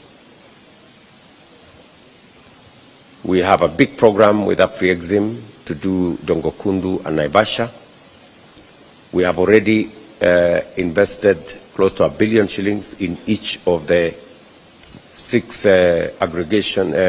special economic zones in Sagana, in Thika, in Nakuru, in Eldoret, in Busia, and we are looking at opportunities for the private sector again, in a space where there are tax incentives and many other incentives, to see how we can promote exports of products from Kenya. Again, I am looking at the chamber to serve these opportunities, to look at these opportunities, to work with Abu Bakar here and his colleague Juma Mukwana from industry on where you can play a role in unlocking the potential in these facilities. I was at Ewasonyiro, and we have huge opportunity in leather. Ewasonyiro is a government facility, but I think a partnership with the private sector would unlock a bigger potential over Ewasonyiro. And I'm sure the ministry responsible will be working, looking for private sector players. We have put in place a good facility with good equipment, but the private sector would make better use of those facilities. We have the infrastructure in Kenania, which we are in the process of concluding. And I don't know why the Chamber of Commerce has not seen the opportunity in leather. There is very big opportunity in leather, and we are prepared to work with you to unlock the potential that exists in our leather industry. We happen to have the third largest herd of livestock in Africa. It means we have the essential raw material. We have the leather, the most primary raw material you need. We have the hides, we have the skins, and therefore we have a very big competitive advantage. We should be able to unlock that opportunity. Just imagine that quite a big portion of our leather is being sold to be eaten somewhere in West Africa. You know, and a bit of it is thrown around, you know. Almost 50% of our leather goes to waste. And the chamber is having many sessions. I don't know what kind of conversation is going on in the chamber if you are not discussing leather. I think you should have a big conversation about leather. And I want to encourage the ministry to work with the private sector to unlock the potential that exists in our leather space. We have invested a bit in that space, and we want real business people to take up opportunity. You know, don't wait for too long. Don't look for excuses. Don't look for, you know, the leather is available. We need business people to unlock the potential in that space. I am prepared to put in tax incentives to promote local production of leather products.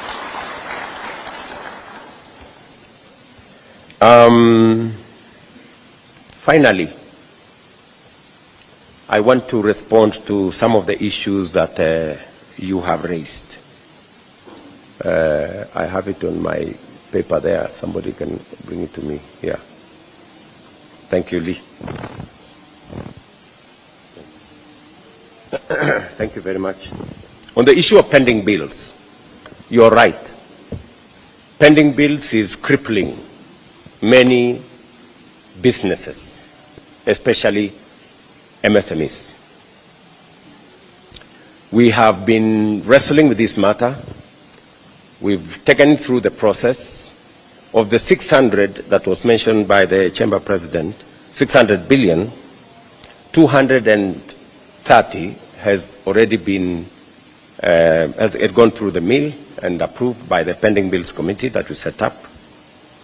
And in the next budget cycle, before the end of this year, we want to pay 150 billion of that money, 90% to small and micro enterprises. In fact, the 90% of what we will pay will go to MSMEs. So that is my commitment to you, and because now we have decided to go the other direction, to avoid this big issue of pending bills, I did instruct that going forward, and it has begun from beginning of 1st April this year, we are moving to e-procurement to avoid all these gray areas and people you know, procuring things that they have no money to pay for. So hopefully we can significantly reduce the challenges that come with pending bills. I am speaking about what national government owes. I know. We still need another conversation with our counties. And hopefully, under the framework that exists, I will ask the Deputy President to have a meeting with the counties under the IBEC arrangement, so that the Chamber can also have a conversation with the county governments. I agree with you on access to credit. And do you wish to say something, people from Central Bank? Give them a microphone.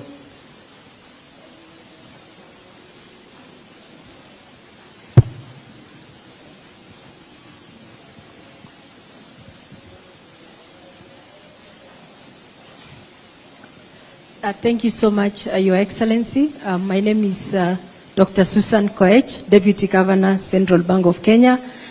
I'm here with my colleague, Gerald Nyaoma. We are representing the Governor, who is currently in a meeting in Mombasa with the governors from the other East African partner states. So he sends his apologies. Your Excellency, and especially on the issues of credit, I think I should be able to just give a short background of what we've been able to do at the Central Bank of Kenya. First is from the time and through the leadership of Governor Kamau Thuke, we came into the Central Bank when we had really a lot of issues, especially on the currency. And as you are aware, our currency kept on depreciating. But one of the first things we did, and also to just make sure that we were not lacking behind, especially on the issues around where the policy rate is, was to first tighten the monetary policy, and then secondly to make sure that we had monetary policy reforms that led us to have real efficiency, especially on the transmission of interest rates. As of today, the overnight interest rate actually tracks the policy rate, and so there is no even difference between the overnight rate and the policy rate, and that is what has actually led us to be able to then look back, and when the interest rate now started coming down in line with global policies, we then realized that as we were cutting the policy rates, because our policy rates up to August 2024 was at 13.5. But cumulatively to date, we've cut 350 basis points. So the policy rate now is at 10%. But we realized that the banks were not bringing down the rates as it is. And also, even when the treasury bills rates were coming down, to the extent His Excellency the President has said today, it is at single-digit levels. So we then instituted target inspection. Our teams then went to the specific banks so that we can be able to understand how they are applying or implementing the risk-based lending model. And out of the target inspections, we then came to the conclusion that the risk-based lending model in its current design is not able to enable the banks to bring down the rates as they should. And also because we realized that most of the banks were applying the model in a way that then it's, it brought in a lot of discrepancies because the central bank was approving base lending rate for every bank differently.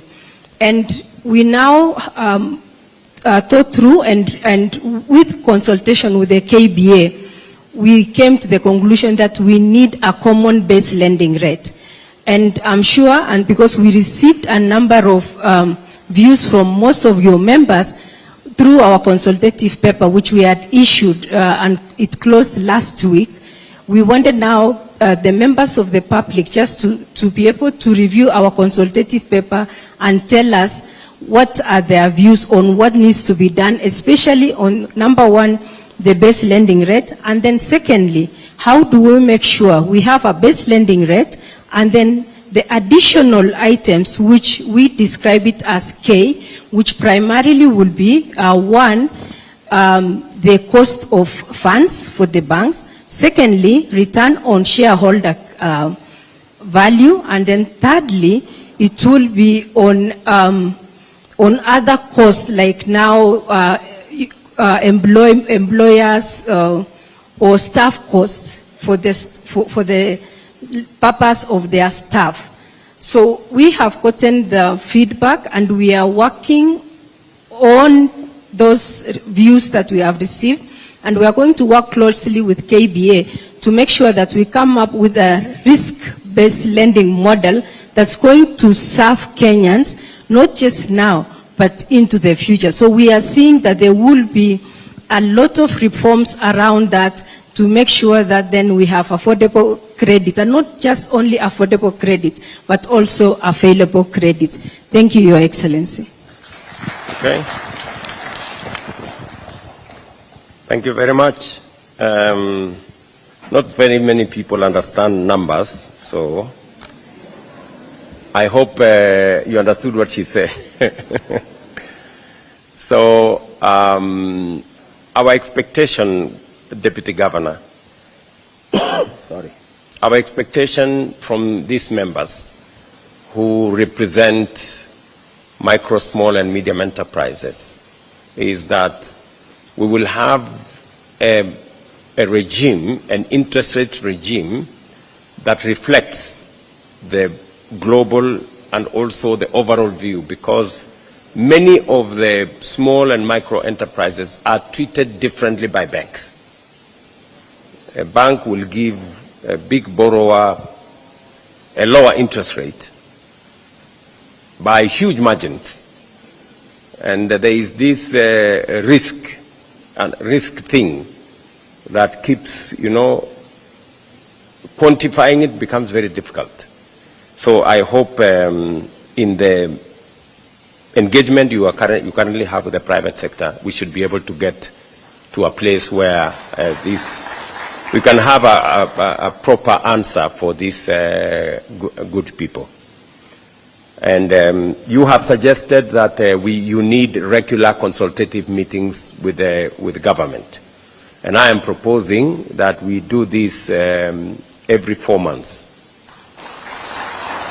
So at our next meeting in 4 months, hopefully you will have tidied up and we will have a proper response with numbers and figures and experience to these good people.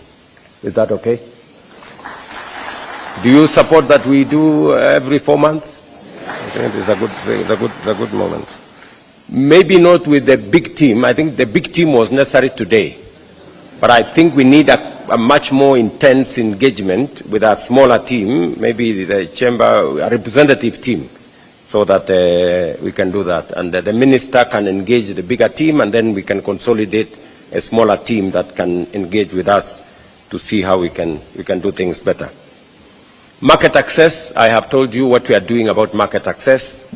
We are, with all the infrastructure rolled out for you guys, you need to look at the opportunities that exist in COMESA, opportunities that exist in ACFTA, and the opportunities that exist in the EAC, all the other agreements that we have signed with bilateral countries. But also, I think you are also saying that there must be ring-fenced government contracts of a certain amount. I think the proposal was that you want government contracts of up to maybe 5 billion to be ring-fenced for local companies, not, and I think locally owned. They say not, not locally registered companies, local owned companies. I will ask my team at the Economic Council to work with the Minister to see whether we start with 1 billion shillings or we do 5 billion. They will work out the number. In the next 4 months, we will come and Senor. So I would propose we start with 1 billion shillings. Let me give you some good news, though. Of the 300 billion contracts we have signed for affordable housing, for markets, and for hostels, all the companies are locally owned companies, all of them. We don't have a single Chinese company building our affordable housing. We don't have a single foreign company from anywhere. I am actually amazed at what Kenyan companies can do. You know, the fact that Kenyan companies have actually undertaken the affordable housing program in totality. Kenyan-owned companies, you know, and they are building all our markets and they are building all our hostels. I am very impressed that Kenyan companies have that capacity. And as I have told you, we have signed contracts of close to 300 and a bit billion Kenya shillings in that framework. So when you say locally owned companies, I can confirm that they exist and they can do that business. I am not sure about 5 billion. That's what I'm not sure about. Maybe we can start with 1 billion shillings, then we can grow as we do that. You have discussed, you have said something about internship and how you think we can promote internship using incentives for companies. I agree with you 100%. 100%. So there is already a policy that we passed as cabinet on matters internship, and therefore it is going to go to Parliament, and then subsequently we will have an internship law. I want to encourage the Chamber to interact with the internship policy that is already before the House, and to work with us as we develop the internship law so that we can capture all the incentives that you need to carry interns in your businesses. I think having interns in your businesses is good for everybody. It's good for your business. It's also good for the graduates. It gives them experience, and we can share in the burden of the internship. You know, we can net off if you have interns and you pay them so much money to work for you as interns. We can allow you to deduct all that from your taxes, and I think that is something we can work out. So my encouragement is that the Chamber should take up a serious place in the consultations that are going on now with Parliament, so that we can develop an internship program that carries on board the ideas and the suggestions you have made. But you made the right decision. I think we should support companies and factories and manufacturers who recruit interns, and we should have some tax incentives for them. You have said that you need maybe we should discuss a 2-year tax holiday for startups. I think it's a fair suggestion. It is a fair suggestion. So, Waziri, as we work on the startup bill, you know it is somewhere in the works, please let us capture that particular item. You have also asked me to look at how we can modernize, I think those are your words, modernize Agricultural Finance Corporation, the Kenya Industrial Estates, and KIDC. I agree. And we have a program. And we have consolidated some of those into the Kenya Development Corporation, KDC. So we are looking at how that can be a catalyst for investments in manufacturing, in value addition, in processing. So again, Waziri, I think the chamber have good ideas. Let us pick up from them and let us make it a subject of conversation in our next meeting. Okay? By next meeting, we should have agreed on something. You have told me that the Ufanisi house, which is your building, you cannot access the building, that there is too much security around it, and that the building is empty. How sad, you know? I thought security was good. I didn't know that security can be an impediment to. So I will ask Parliament to have a conversation. I think, Waziri, can you help them? You know, convene a meeting between them and Parliament, and let us see whether we can persuade Parliament to buy the building, and then we can give you some land somewhere else, and you can go and build the Chamber of Commerce there.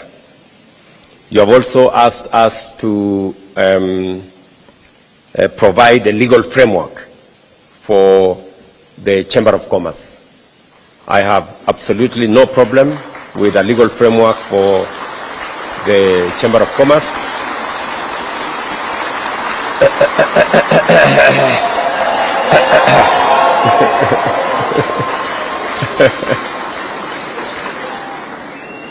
with only one caveat, that you do not ask me for money. Yeah.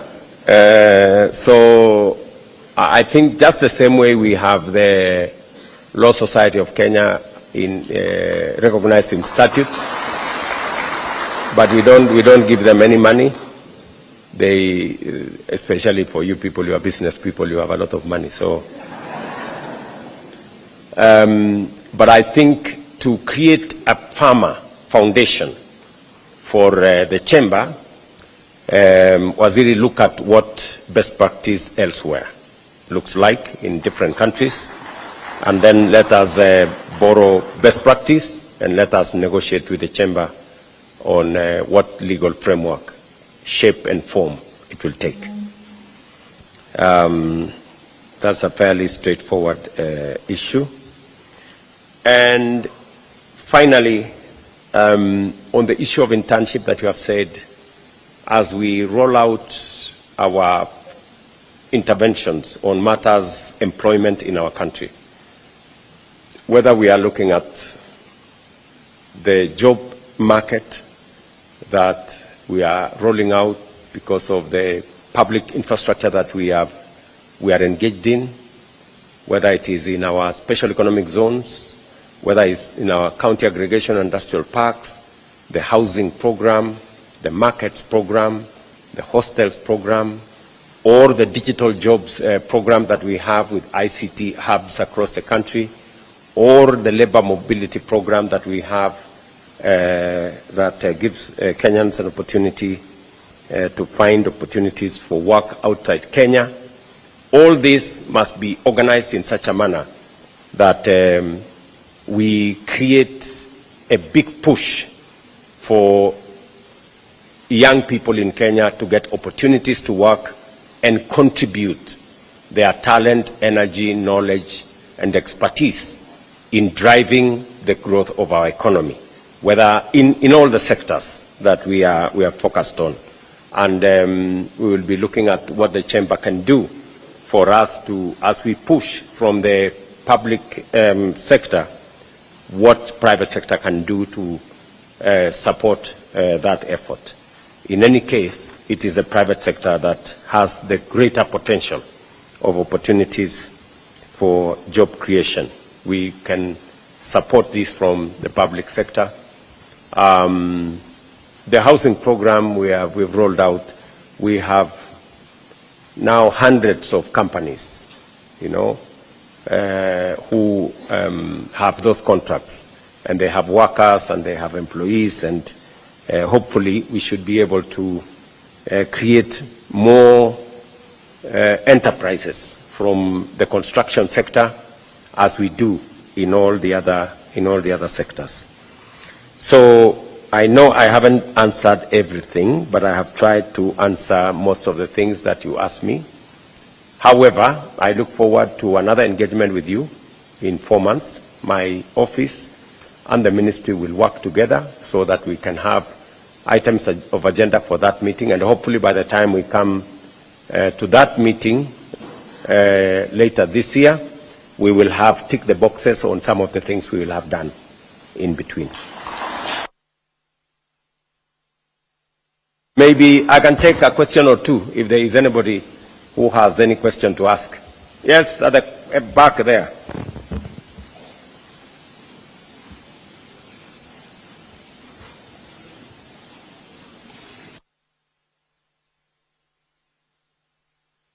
Your name and just the question. Don't no stories. Thank you very much, Your Excellency. I'm Yamuria Michael from Turkana County, representing 21 nationalities in Turkana West. My question is directed by saying there are too much licensing in terms of hotelier industries. I want your office to reduce these licenses because most of the hoteliers have closed hotels because of double licenses. Your Excellency, I want your office to direct the department to look at those licenses. The counties affecting the industries. Okay. Secondly, Your Excellency. So just one question per person, because so that we can take more. Thank you, Your Excellency. Thank you. There is an issue about hoteliers. We will capture it, Waziri, and then see. I think it goes down to what was being requested, that we have a single business permit to cut across, so that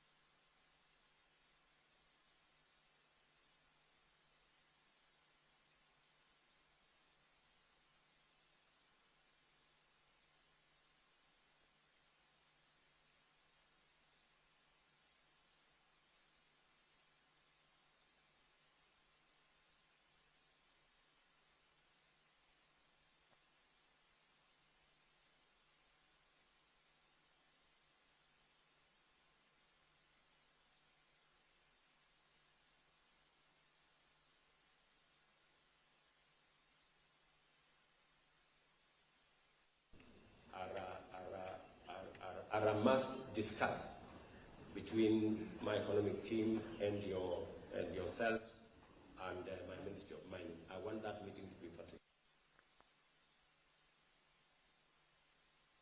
Okay. Yes, I will take another 2 questions from a lady, maybe, and a man.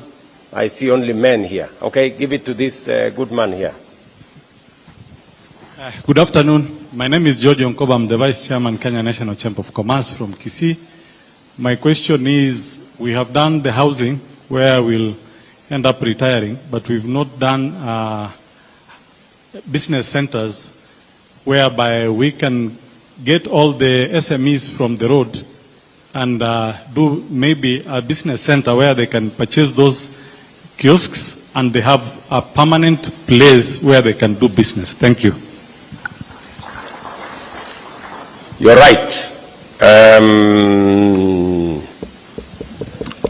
It was my intention that as we do the county aggregation and industrial park, that we would have, I think what we have developed as the county and aggregation industrial park is a small section, because we had said that every county aggregation industrial park should have 10 acres.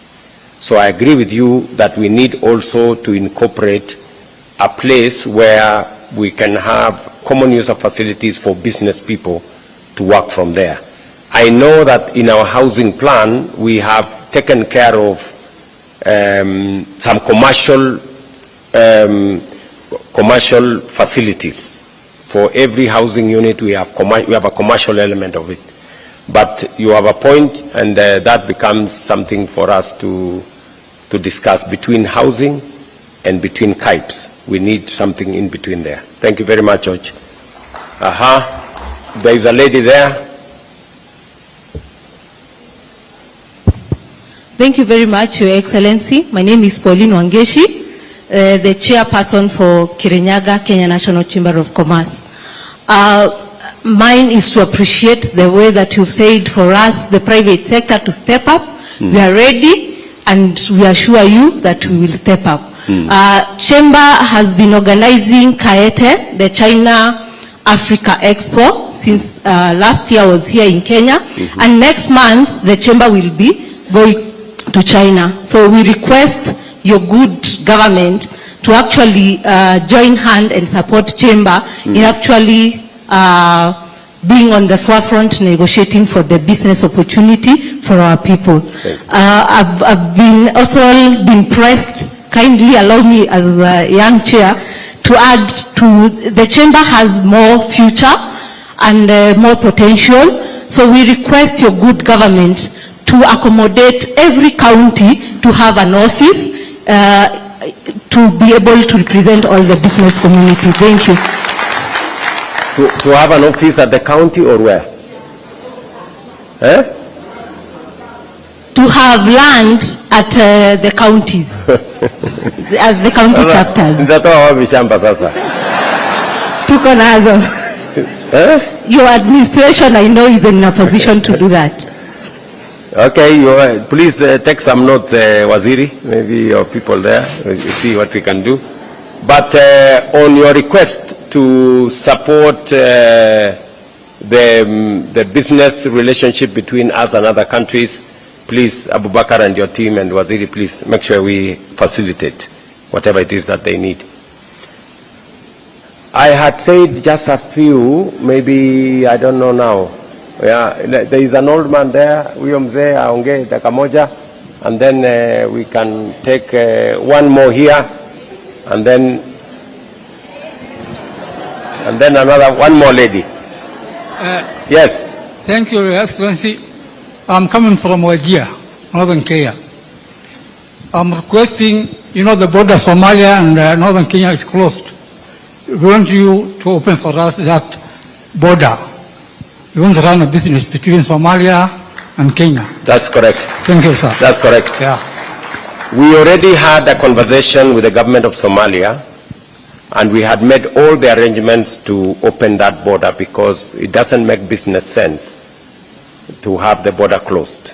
So I will pick it up again, and maybe by the next meeting, I will have found an answer for you. There is a lady behind the gentleman here. That lady inspects in, yes. Excellency, my name is Dr. Philomena Tanui, and I am a business lady and director from Elgeyo Marakwet. Yes. Now I'm in the manufacturing sector, and the manufacturing equipment is sometimes very expensive, and when a machine breaks down, it's very hard to get one, or you bring your machine, like I'm in the toilet paper industry, I bring my machine for calibration for 3 weeks, or I wait to import from maybe China or India. So I wanted to request that manufacturing be made more accessible and affordable for the business person, so that they can be supported with making the equipment available here in Kenya at a cheaper, cheaper rates.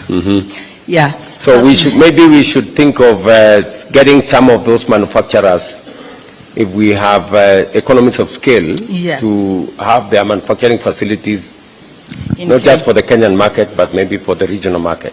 Sure. Maybe that is something, again, the ministry can pick up. Let me take the last person here, this good gentleman. He has been Mr. or the host, the gentleman from Nairobi, I hope. Your Excellency, my name is Dr. James Mora, the chairman for Nairobi chapter. Okay, James Mora. Yes. Now, on behalf of the business people, starting with the pending bills, now that you have said you'll be paying the bills around December, can the central bank relax the rules for the business people? At least the auctioneers get out of their way. At least put them on watch. I said before December. It could happen anywhere, August, September. Very good.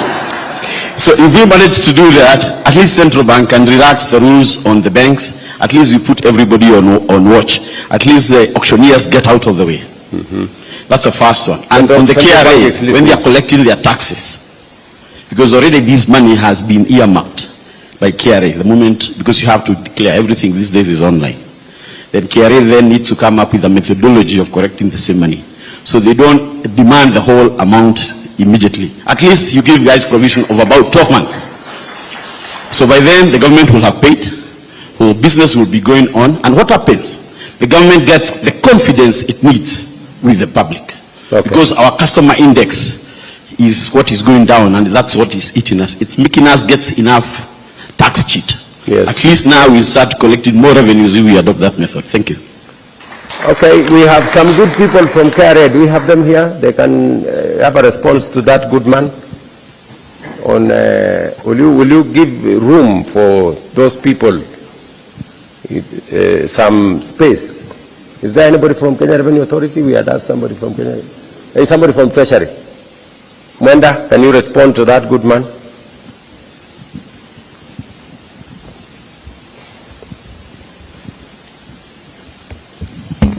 Your Excellency, first, the taxpayers are allowed to engage with the Commissioner General or the KRA to agree if there are challenges. But given the commitment, Your Excellency, you've given, we think the best solution is for us to pay so that we clear. But between now and then, they can engage with the Commissioner General and agree on a plan to pay. Now that you have the floor, Mwenda, and you are the man from Treasury, when are we paying these pending bills to these people?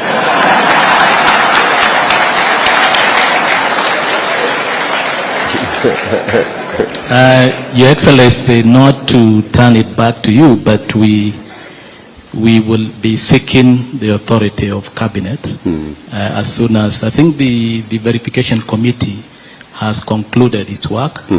They have verified and validated the amount you have communicated. And I think in the course of, I think this month, Cabinet paper should be coming to Cabinet for approval. Yeah. And then subsequently we pay new financial year. I thought we were looking for an instrument somewhere to.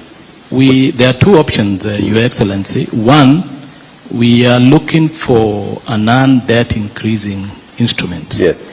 So those are the options. And then there is also the debt option. Our preference is, as much as possible, we go with the non-debt increasing instrument. That's my preference as well. Yeah, but it will come to Cabinet for that approval, and then we will process. Okay. Thank you. So there is something cooking there. So good people, I see the number of people who want to say something. Let me not. I think I made a mistake. But I value that all of us are interested in making business work for the business people and for our country. I will ask that if there is something that is so pressing, that you really want my attention, just write it down. Aden here from my office, make sure he has it. It's very easy to recognize him. He has a bald head. So, and he was formerly minister responsible for this industry, for this sector. So he has quite a bit of knowledge. So please, if you can write it down, because I can see there are almost another almost 50 people here. And we won't be able to take all of them. And I don't want to discriminate against anybody. So just write it down if it is something that cannot wait for the next meeting, and I will pick it up with Aden, and then we will see what we can do. Otherwise, let me say I'm truly happy that we have had this engagement with the Chamber of Commerce, with our business people. I look forward also to having another meeting with KEPSA and all the other entities that are involved in the business space in our country, so that together we can, inform and influence and contribute to the betterment of trade and business and enterprise and industry in Kenya. So, asanteni sana. My very best wishes as you go back to the counties. Please take our greetings to your counties and to your membership. Asanteni sana. A round of applause for His Excellency, as we all stand up to wind up this meeting with the national anthem. So we all be upstanding for the national anthem. The national anthem.